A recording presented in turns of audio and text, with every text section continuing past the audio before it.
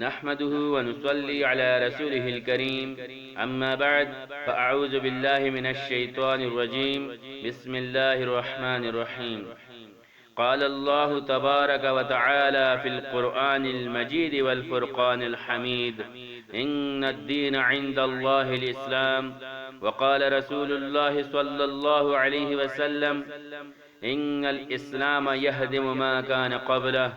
أو كما قال عليه الصلاة والسلام رواہ مسلم۔ آج آپ کے سامنے اسلام کا تعارف پیش کروں گا۔ لفظ اسلام کا لغوی معنی کیا ہے، اسلام کی اصطلاحی تعریف کیا ہے اور اسلام کے فضائل و فوائد کیا ہیں، اس پر مختصر سی بات کروں گا۔ لفظ اسلام کا اصل مادہ ہے سین لام میم، سلم یسلم سلامتا و سلاما باب سمع یسمع سے۔ اس کا معنی ہے محفوظ رکھنا،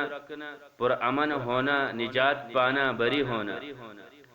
کہ ایک مسلمان اسلام کی وجہ سے کفر کی تاریکیوں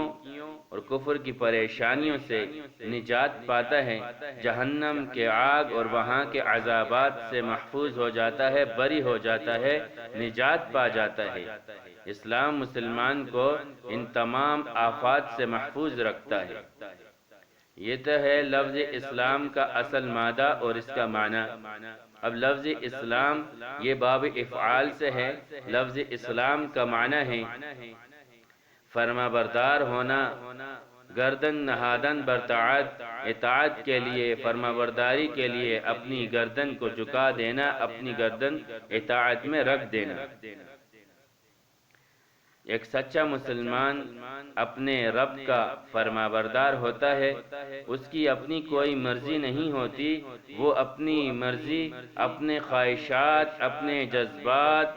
اپنے رب کی رضا و حکم پر قربان کر دیتا ہے، یہاں تک کہ اپنی جان بھی اللہ کے حکم پر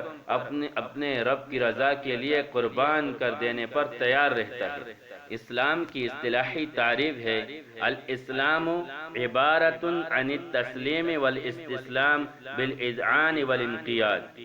کہ اسلام اطاعت و فرما برداری کے ساتھ سپردگی اور حکم ماننے کا نام ہے۔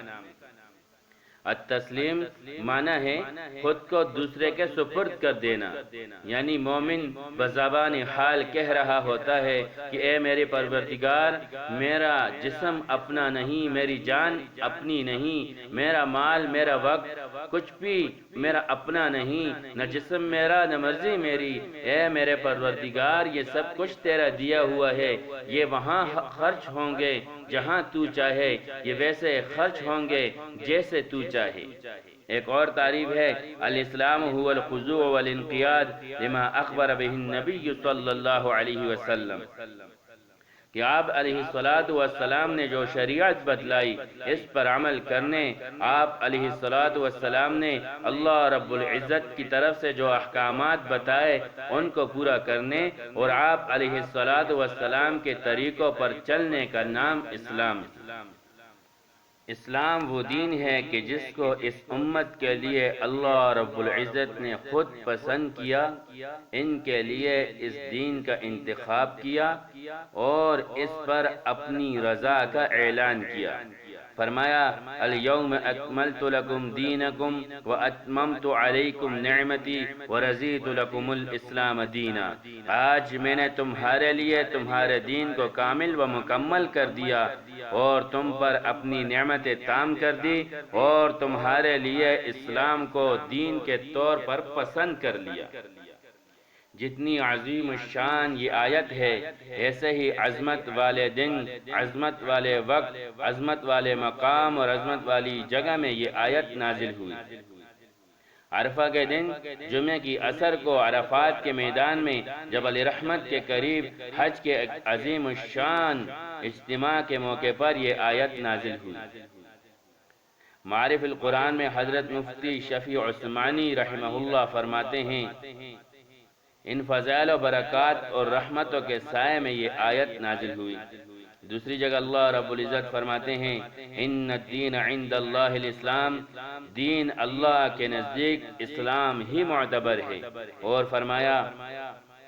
وَمَن يَبْتَغِ غَيْرَ الْإِسْلَامِ دِينًا فَلَن يُقْبَلَ مِنْهُ وَهُوَ فِي الْآخِرَةِ مِنَ الْخَاسِرِينَ، جو شخص اسلام کے سوا کسی دین کو اختیار کرے گا تو وہ اس سے قبول نہیں کیا جائے گا اور وہ آخرت میں نقصان والوں میں سے ہوگا۔ دین اسلام بہت ساری خوبیوں اور صفات حسنہ کا حامل ہے۔ جتنے بھی نیک اعمال ہیں ان پہ جو اجر و ثواب ملے گا وہ بھی اسلام کی وجہ سے ملے گا، کیونکہ اسلام کے بغیر کوئی عمل قبول نہیں۔ اسلام وہ دین ہے کہ اسی پر دنیا آخرت کی کامیابی کا مدار ہے، اسی میں نجات ہے۔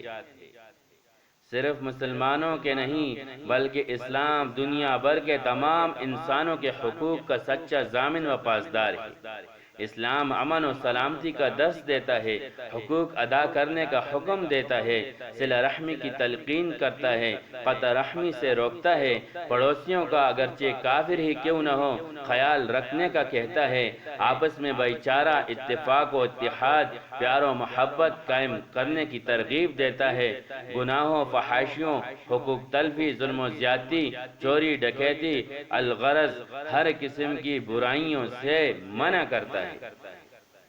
اللہ رب العزت نے قرآن میں اعلان فرمایا الا بذکر اللہ تطمئن القلوب، غور سے سن لو تمہارے دلوں کا اطمینان میرے ذکر میں ہے، میرے دین میں ہے۔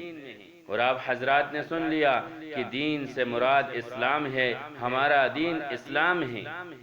تو آیت کا مطلب و مفہوم ہوا کہ تمہیں سکھ نصیب ہوگا، اسلام میں راحت ملے گی، اسلام میں آرام ملے گا، اسلام میں دنیا کی کامیابی ملے گی، اسلام میں آخرت میں نجات حاصل ہوگی، اسلام میں